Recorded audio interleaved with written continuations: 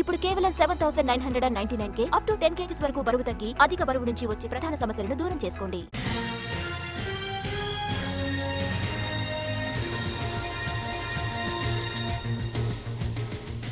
Rajahmundry rural సీటుపై Janasena TDP మధ్య రచ్చ మొదలైంది.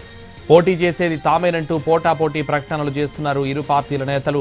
రాజమండ్రి రూరల్లో జనసేన పోటీ చేస్తుందని పవన్ కళ్యాణ్ చెబుతుంటే తానే బరిలో ఉంటానంటున్నారు టీడీపీ నేత గోరంట్ల బుచ్చయ్య చౌదరి. ఇందులో ఎలాంటి అనుమానాలు పెట్టుకోవద్దంటూ ట్వీట్ చేశారు. రాజమండ్రి రూరల్ టికెట్ మరొకరికి ఇస్తున్నట్టు వస్తున్న వార్తలను ఆయన ఖండించారు. అలాంటి వార్తలను నమ్మి భావోద్వేగాలకు గురి కావద్దని అన్నారు. చంద్రబాబు ఆదేశాల ప్రకారం తాను ఖచ్చితంగా పోటీ చేస్తానంటూ ట్వీట్ చేశారు. దీనిపై త్వరలోనే చంద్రబాబు అధికారిక ప్రకటన చేస్తారన్నారు. పొత్తులో భాగంగా రాజమండ్రి రూరల్ టికెట్ జనసేన నేత దుర్గేష్కి ఇస్తున్నట్టు వార్తలు వచ్చాయి. ఆ టికెట్ ఆశించిన టీడీపీ సీనియర్ గోరంట్ల బుచ్చయ్య చౌదరి భవిష్యత్తు ఏంటని చర్చ జరిగింది. ఈ సమయంలో తానే పోటీలో ఉన్నట్టు గోరంట్ల బుచ్చయ్య చౌదరి ట్వీట్ చేయడం రాజమండ్రిలో రాజకీయ చర్చకు దారితీసింది.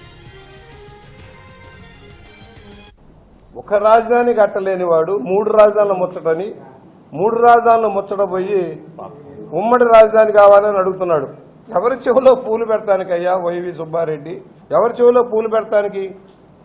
4.5 ఏళ్ళుగా తెలుగుదేశం మొదలుపెట్టింది, అన్నింటినీ కుప్పగొల్చావు. విధ్వంసంలో ముందున్నారు. మరి విశాఖ రాజధాని అన్నావు కదా, ఎందుకని చేయట్లా? మళ్ళా హైదరాబాదే 2 రాజధానులు ఉండాలి, ఇంకా 2 ఏళ్ళు ఉండాలని కోరుతున్నావంటే అర్థమేంటి?